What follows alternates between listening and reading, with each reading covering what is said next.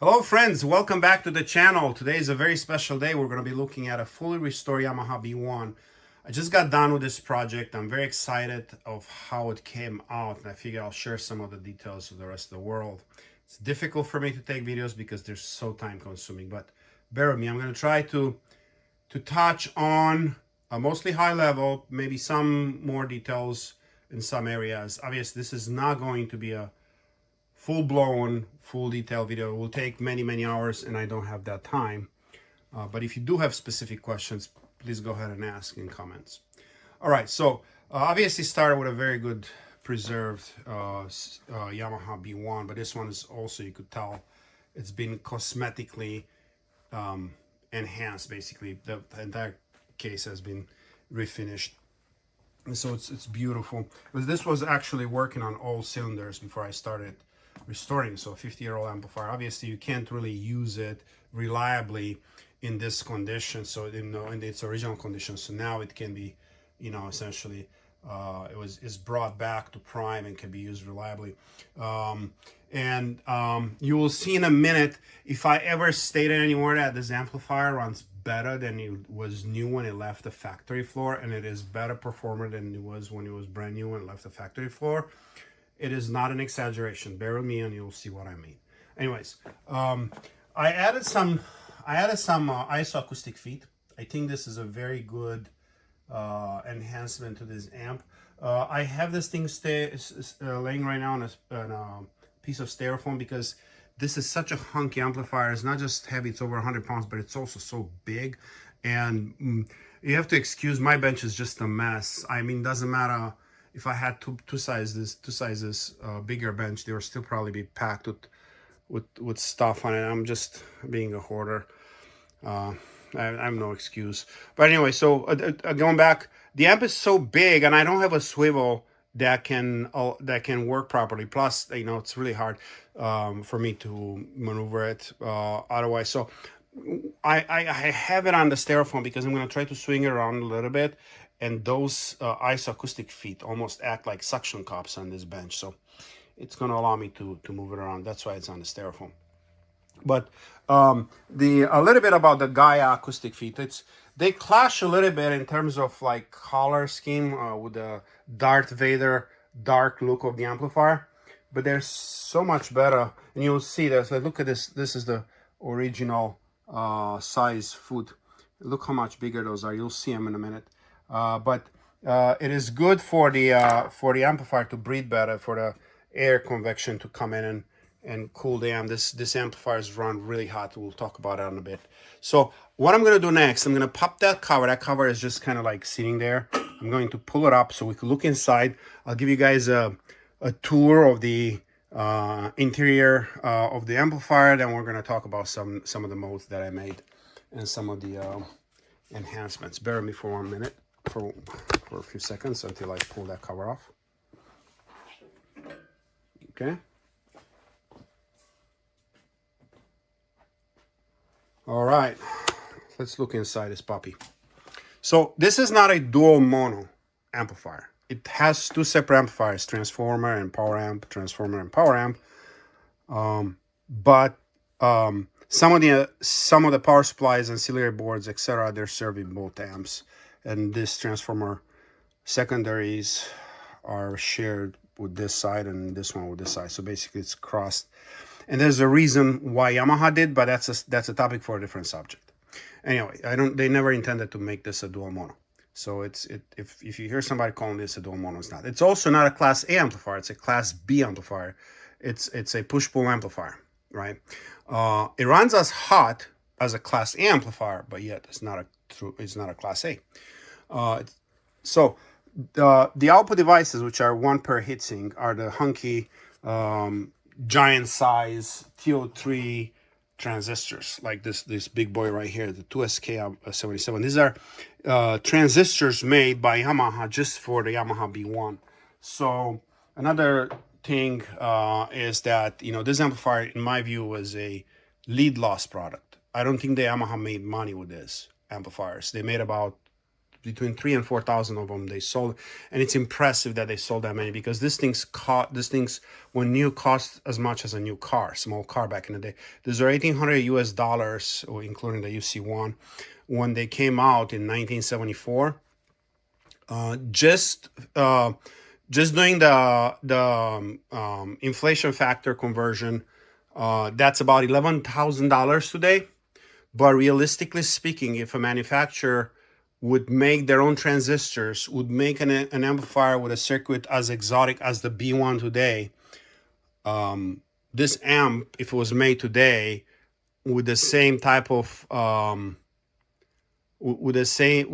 type of vision that this amplifier was built, it would probably be in a very high five figures at least. And it would also, the sound of it, the engagement you get from listening to one of these B1s would definitely match that type of price range. I'm not saying this is the best amplifier in the world, but it's one of the best amplifiers ever made in terms of sound performance. It is one amplifier it's a solid state amplifier that sounds like a triode that's commercially built. You know, it sounds like a very good tube amplifier, except it's not limited to a couple of watts. It's got a couple of hundred watts. We have the Nelson Pass excellent first watt amps, which kind of have the same profile, like a triode profile, but those are very limited in use. They're, you know, low gain amplifiers, etc. So this is really in a class of its own. It is also separate from the rest of the other Japanese, including Yamaha's amplifiers. Those are also really good. I'm not taking anything away from the B2, B3, the Sony, the TN7. Those are fantastic amplifiers.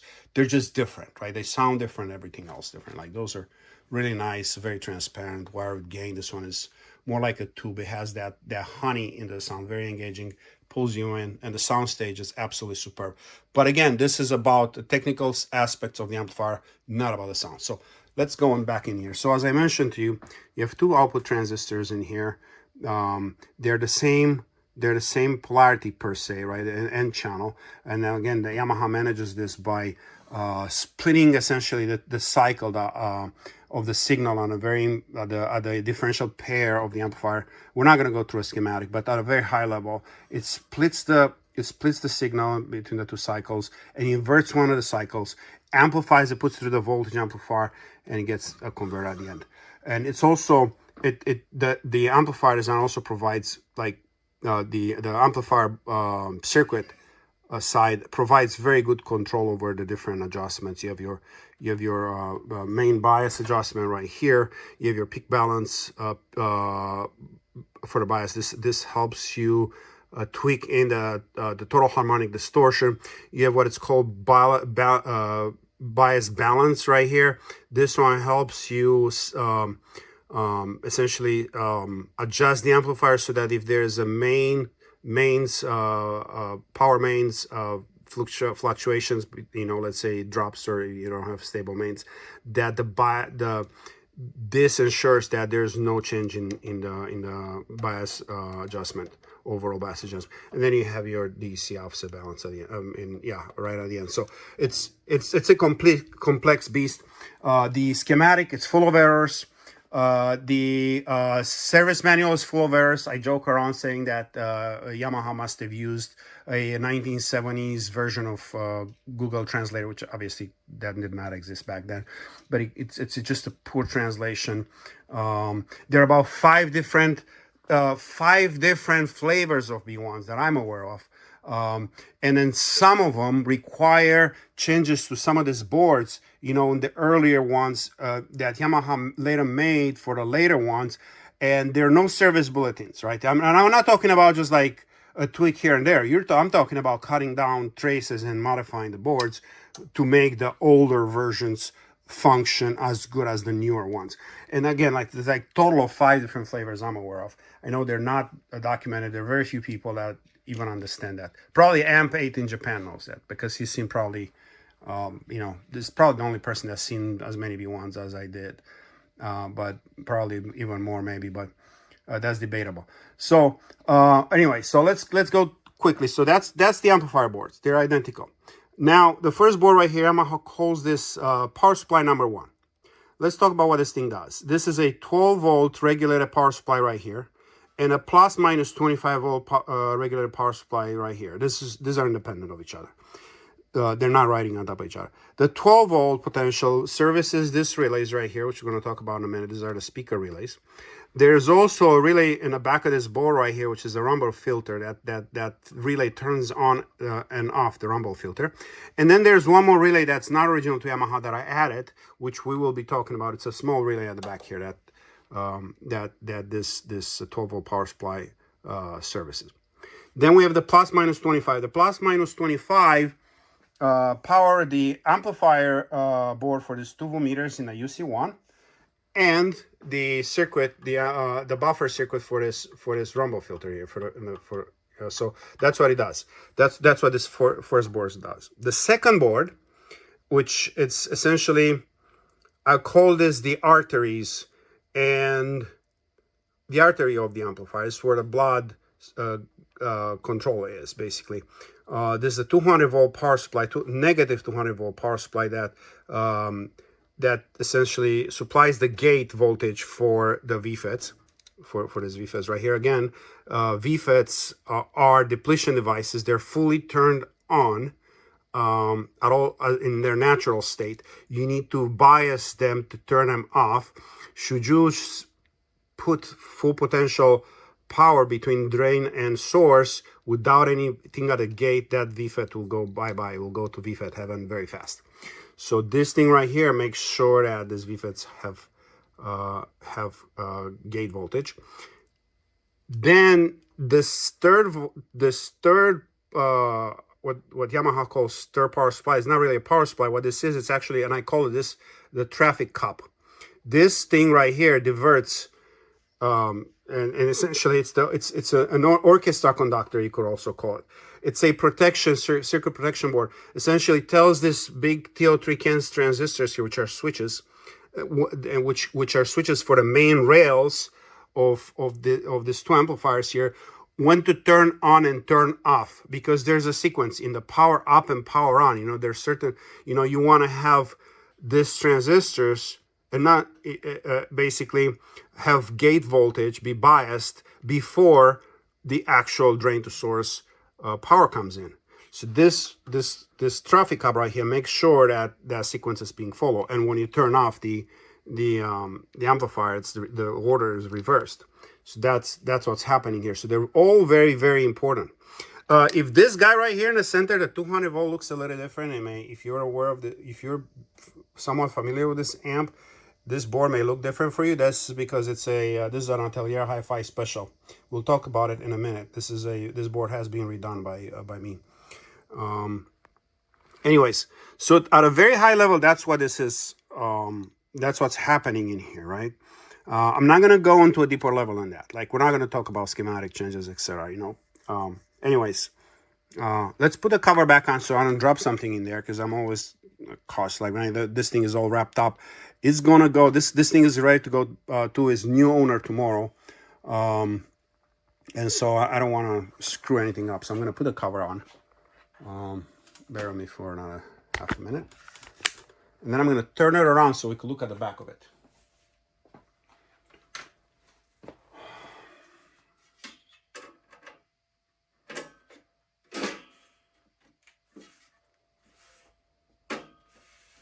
Okay.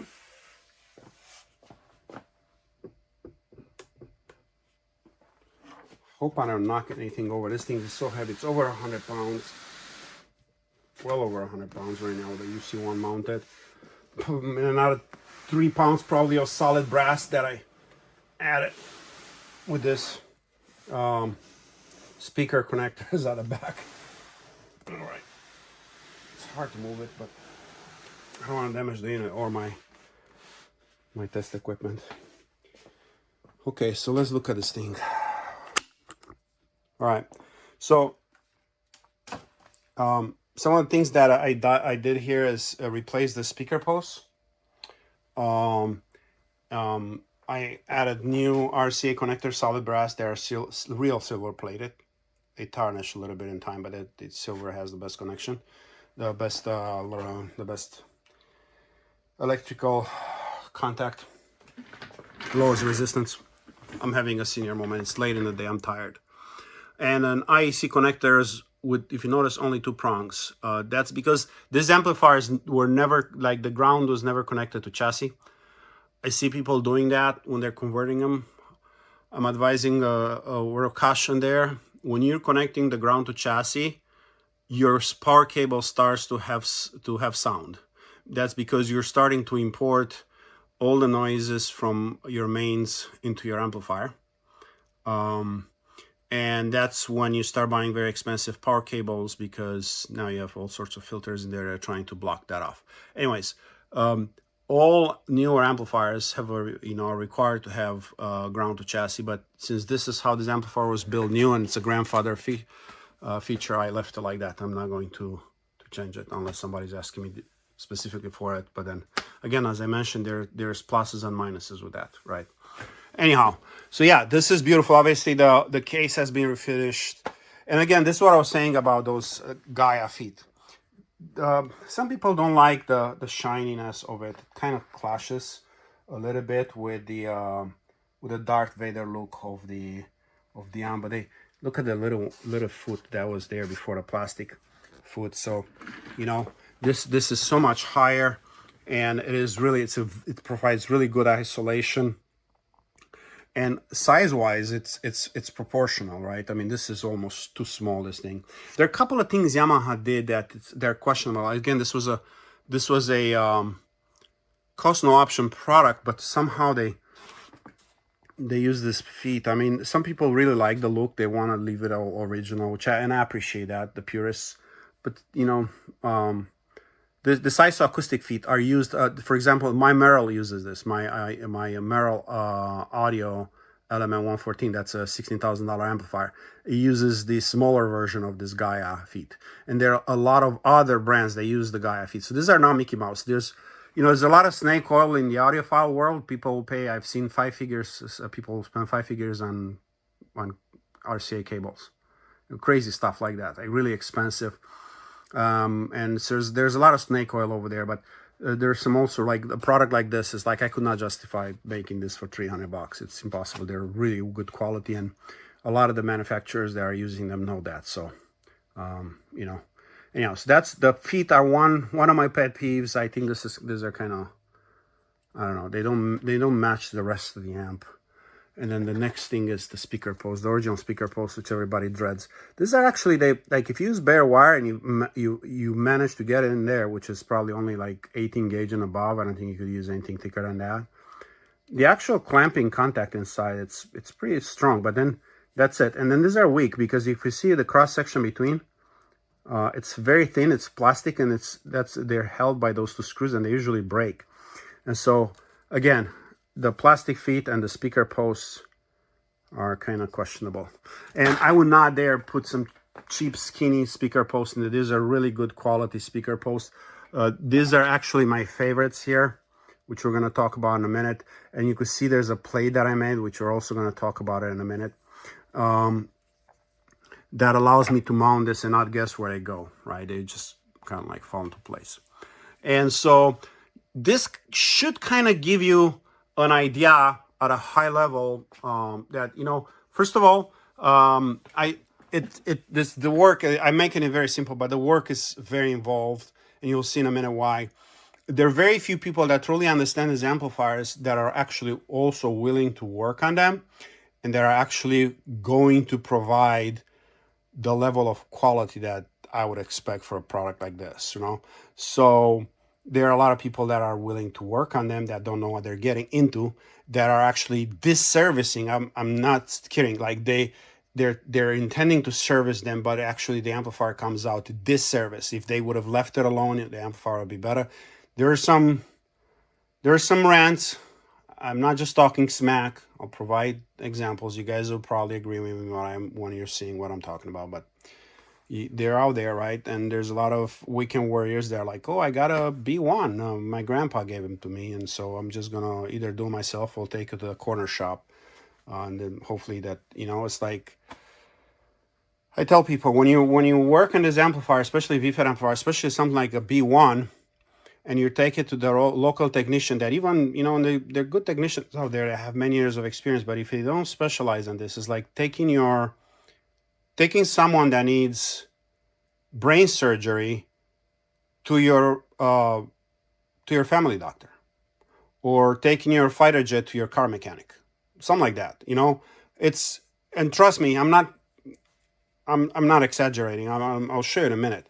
Besides the complexities of the circuit, etc., and obviously this amp is very modular, so from that perspective, people get a false sense of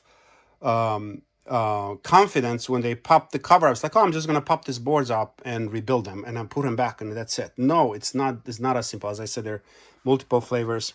And when I make the statements that this actually works better than when it left the factory floor, well, here's some of the examples I just showed you right now. You have better speaker post, but again, that's not it. So that's a good segue into the junk that's right next to the amplifier that you're seeing my bench right now. So let's talk about what I have over here.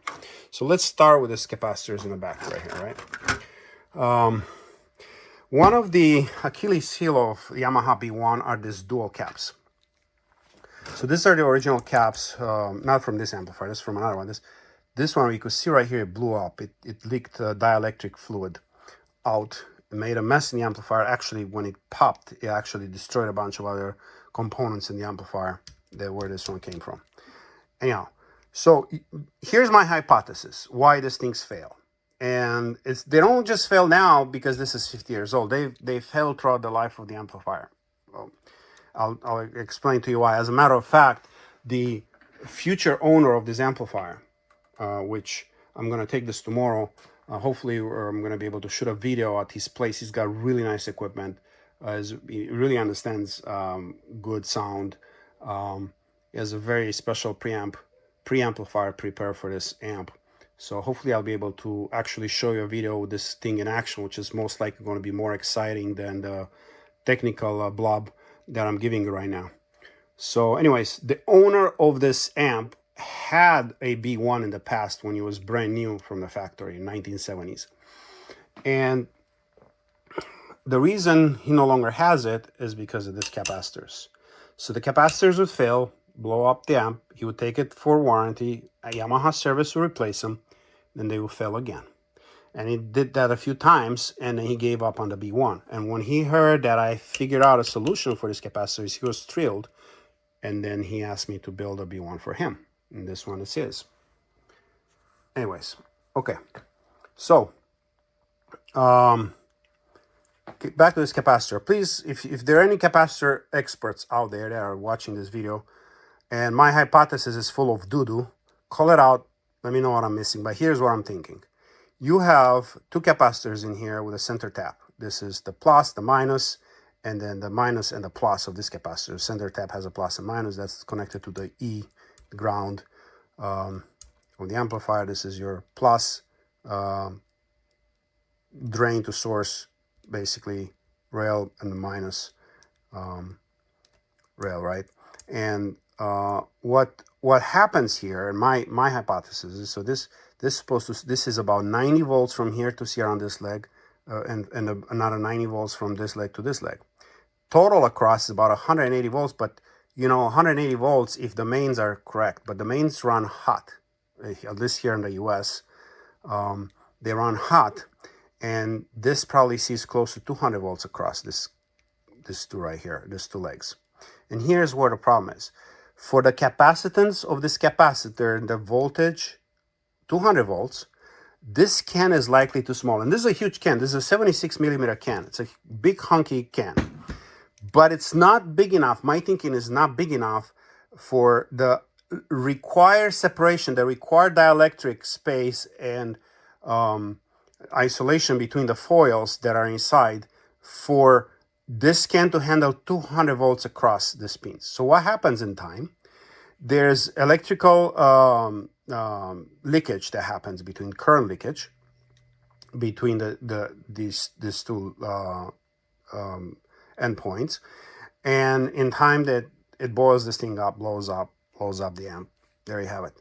And then somebody goes in there, Yamaha replaces it and put in the same thing, and it blows up again. And here's, I'm just going to try to, and I don't have a right example here, but let's just look at these two capacitors. This is a 47 microfarad capacitor. This is a 47 microfarad capacitor. This 47 microfarad capacitor here is rated at 50 volts. This 47 microfarad capacitor here is rated at 400 volts. The can size difference is huge. They both have the same capacitance, but the voltage rating it ensures that there's ample space, and the way this capacitor is built to handle those 400 volts. So my point that I'm making is I think the cans are too small, right? So to combat this, and obviously these are not made by Yamaha. Yamaha took at face value the rating of these capacitors from the manufacturer, and they put them in the units. So now their unit, the Yamaha B-1, suffers because of I would say under-engineered capacitors here. So what I did, it took me a while. I've experimented with this. Actually, let me show you something. I have something here. Let's see, close by. Is it close by? 1 second. I've experimented with a few things over the years. I've even looked at other creations. Bear with me for a second. I actually have one here. That's one of the better ones made by someone else. 1 second.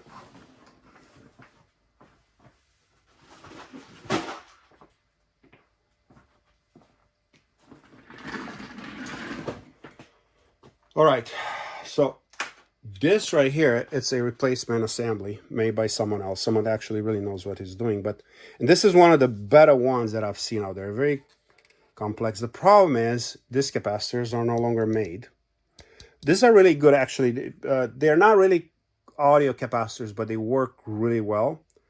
I wouldn't put them on par with audio grade capacitors, which you're going to see in a minute. So this is one of the better examples. I've seen other examples which are just horrible, really cheap, skinny, computer grade capacitors in the Yamaha B-1. They just don't belong there. So that's, again, so here's my version.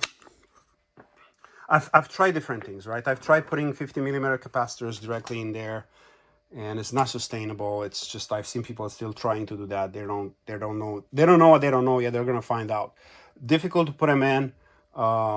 They're going to touch the edges. It's very risky. The amplifier could blow up at any moment if you shake it too much. That this thing will be pierced, cut through, and then you have contact between the actual aluminum shell of the casing that's underneath the vinyl shroud to the chassis, and that's, you could say bye-bye to your B1. So it's too risky. I'm not doing that. So over the years, I mean, it took me a couple of years to come up, and it's an assembly. It's not just this capacitor bank that you see in here. It's an assembly. I also have this slave board right here that it's essentially it's nothing sexy about that, but basically it just that powers up the amp. Anyway, so here I have 4 audio grade capacitors, all separate from each other, all rated at 100 volts each. So I will never run into that situation where I'm going to have current leakage from one capacitor to the other. I also addressed the block rectifier issue. So I replaced these things right here, what you see. These all came from B1s. There's a bunch more over there from other B1s. So all this block rectifiers are tired. They also have to be replaced, but you don't have a way to replace them with soft recovery type. So what I used here, I used the discrete soft recovery TO220 diodes. They're also much beefier. These are rated at either 16 or 25 amps. So essentially, I have either a 32 or 50 amp bridge, which is a lot more than, I think the original one is 25 amp. And this also get tired, fatigue, and they blow up. I had them failed on my units. Anyhow, so here you have it. So this, yeah, the problem is, like I said, I developed this kit, and obviously this is just a part, but you could imagine there's a lot of rewiring. The entire harness has to be rearranged. There's a lot of improvements actually in this. The signal, the ground, it's handled better than it was in the original amplifier. Anyways, it's just an improvement overall. So this is what I'm saying, that this works better than it did when it left the factory floor. From a reliability perspective, and also from a performance perspective, because right now you have soft recovery diodes, less ringing in a transformer. These capacitors are audio grade capacitors, better. Those are also audio grade, but they're obviously not good enough. They don't last. And the signal ground is, I mean, the ground of the amplifier, the center tap per se, the star ground, it's handled better than the original amp. That's a topic for a different video. But yeah, so yeah, problem is I developed this and now these capacitors are also no longer made. So I will eventually have to redo the whole thing again. But luckily I stacked up on a bunch of these. Unfortunately, I only use them for my own amps. I will not be able to help other people. There are a couple of people in Australia that were able to catch a few of these right before they went out. And so they'll be getting my boards. You're going to see some of the rebuilds that use my parts. I also really like the work craftsmanship of what those guys do. So, okay, let's get back to this. So this is how this boards look. This is the 200 volt. Let's arrange them. Yeah, just like they were in the app. So, all right. Okay, so this is the 12 volt and the 25 volt power supply. You kind of see what I don't have driver boards here, so I'm just going to show you what I basically changing here. I'm changing only the necessary components on this. This is not one of the critical boards. You can see I left a lot of the original components in there. On the 200 volt power supply, there's really no reason to leave anything that's old in there. The reason being, this is the hottest spot in this amplifier. The heat sinks of the V-Fets see about 60 degrees Celsius. This thing sees like about 100 degrees Celsius right here at the top of this board. That's because heat rises on both sides of this board. And on this side, it kind of gets stuck in here. So I am removing the capacitor that was here and moving into the back, but it's not in a much better place. It's in a better place because it stays away from these resistors, which if you see a non-rebuilt board, like this one right here, you see the original resistors are mounted on and stuck right next to the board. They're scorching the board. Also because this is a slot, it's an edge card. Heat rises, and look what it does to the shroud of those capacitors. It just bakes them. So anyways, none of these components are worth keeping in here. I completely replace them. I'm not a fan of replacing everything, mass replacing. I see people completely replace every part in an amplifier because they don't understand the amplifier. So they'll replace everything. Like, oh, it must be better. It sometimes is not. You know, I call that shotgun practice, where they're shooting pellets in the wind, hoping to catch something with their, you know. So I'm not for shotgun approach, but for this 200 volt power supply, there is zero reason to keep any of the carbon film resistors. All the power resistors drop resistors are mounted right on the board. They don't have long enough legs to be reused, except maybe one. All the semis here, they function at such a high temperature, they must be really tired after 50 years. So it was getting dull because you could see like this board right here, every single component is brand new, right? So I pull everything out, put everything back. You see some high heat, high temperature resistant glue on there on the bottom of those heat sinks. The original ones used to have this sonic glue that corrodes the boards. You know, it becomes conductive, absorbs moisture. You can see they has to be replaced and cleaned on the spot. But the problem is these boards are scorched. Like, look how scorched they are, and then it takes a long time.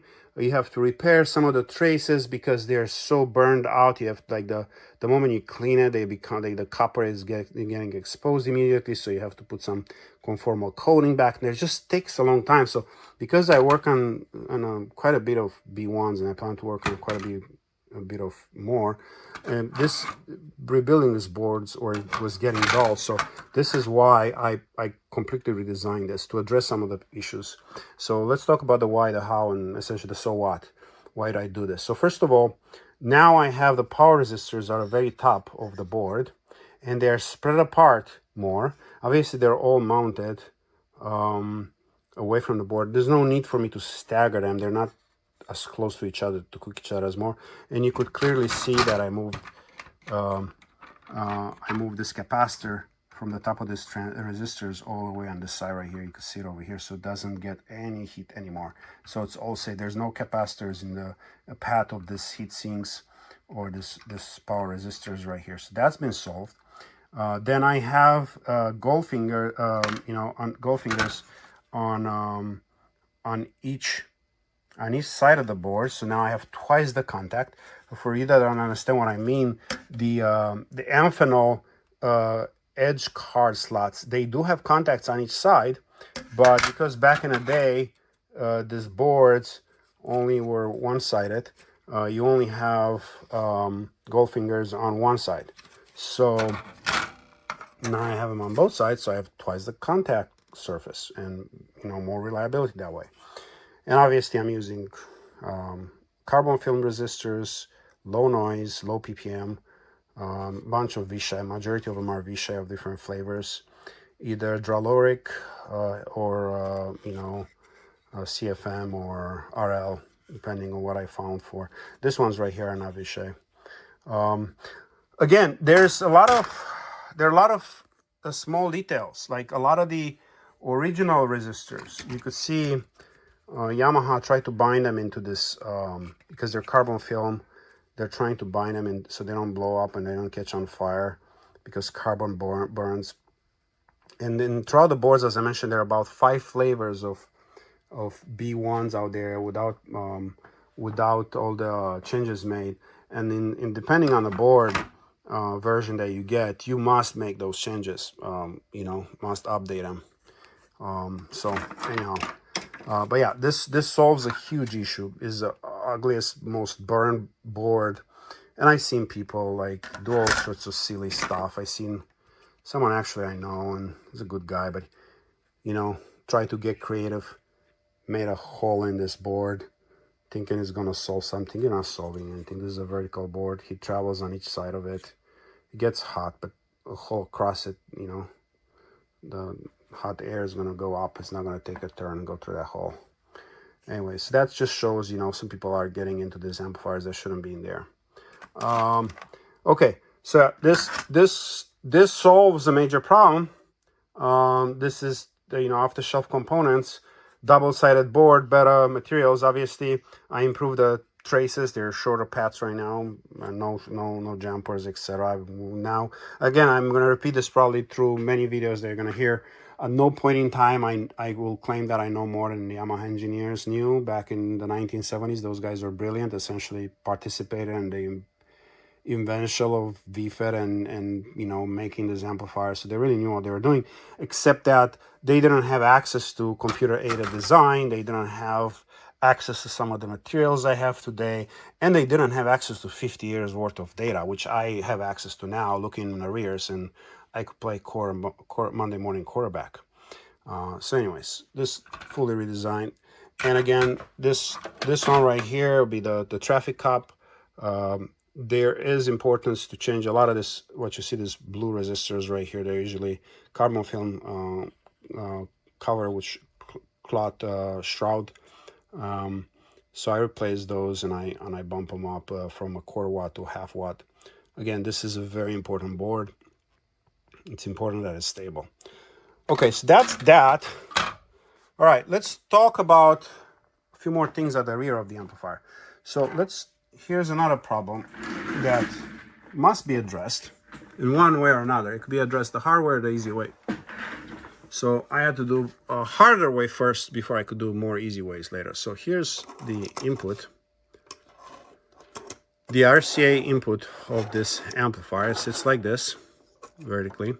This first switch right here that you see, where's my pointer? This first switch right here takes care of the direct or normal input, what Yamaha calls direct normal. Direct means you're bypassing the front potentiometers and you're going straight to the driver board. But that's also incorrect.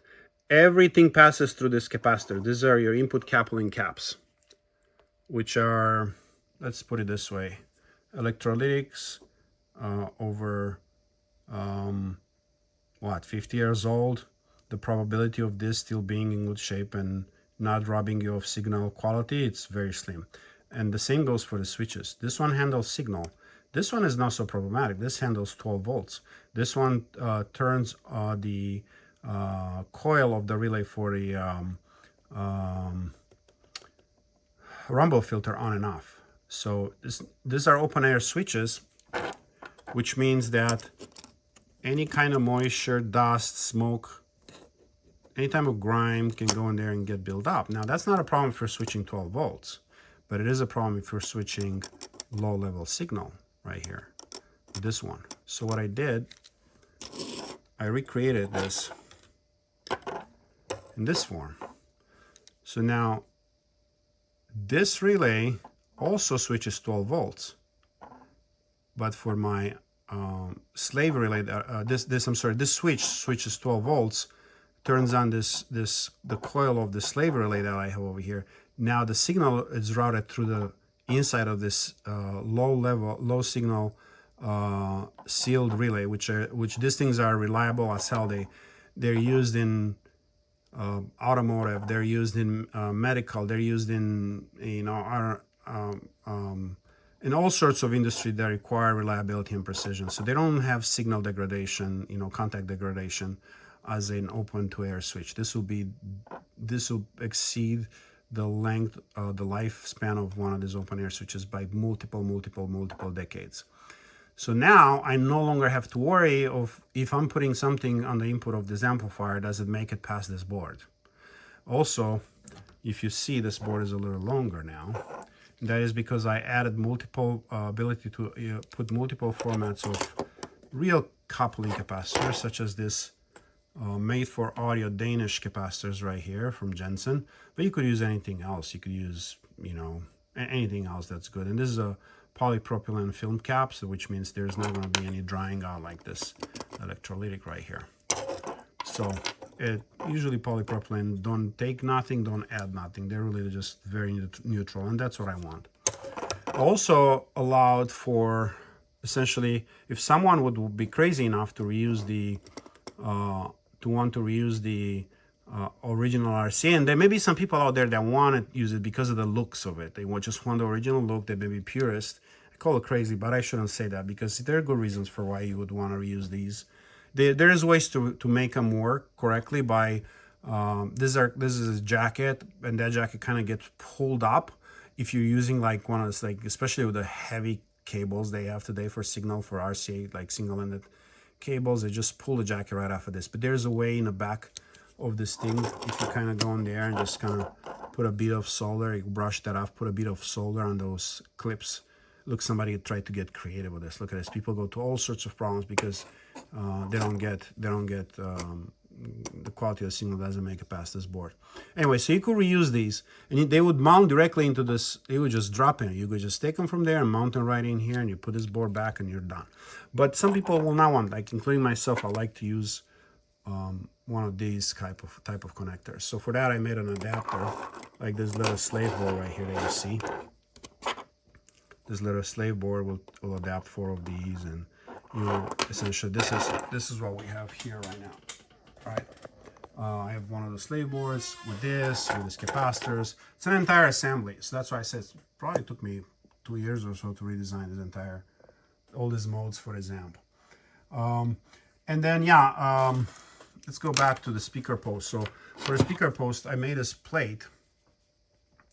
That's a lot sturdier than the original. You also have the 2 screw holes here, but they're really not needed. Actually, this plate would go and be mounted and be just fine, because the speaker post I use, these are the ones that I used for this amplifier. These are my favorite, actually. I like this a lot also. And so these are the WBT. So you have these are WBT. So you have the white for the neutral, so that's the style for WBT. Where for this ones right here, you have the black. So I'm just a little more traditional. So I like this a lot, actually, the speaker post. And so to mount them and make sure that they all fit properly, I use this plate, the key there. You see that there's a key, a lock key, so they don't start spinning. And if you could see how this one right here is, if the excuses is already getting a lot of dust on it, you could see how the speaker post is larger than the protrusion in the case. So essentially, the speaker posts themselves, they're mechanically sufficient to retain the this in a, you know, hold it in a permanent location without even putting the screws. But I'm putting the screws in there anyways. You could see them. I did spread apart. So if you look at the original connectors, and they're much closer to each other, and I tried to split this apart as much as possible. So if I put this over here, for example, you could see how much I split them apart by quite a bit. That way you get more room. See, I don't even see that one. But that also created a problem for me. For example, with the speaker post, you could see now I have to, because those two screw holes are non-negotiable, because those are holes through the plate, and so the location is non-negotiable.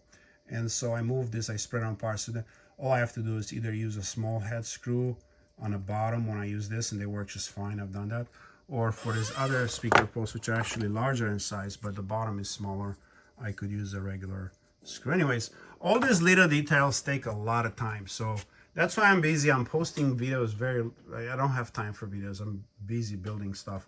So this is kind of in a nutshell what's going on.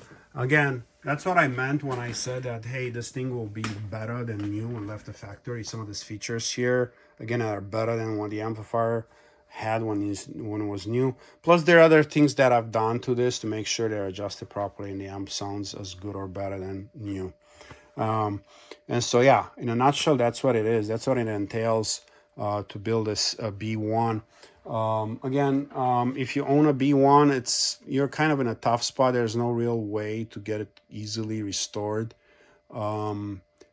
As I said, there are few people out there that truly understand these amplifiers, and very few that would actually do justice with the right restoration. There are some of them that worked in these amplifiers, and they're really good technicians that, again, they will not touch them because of the risk and liability.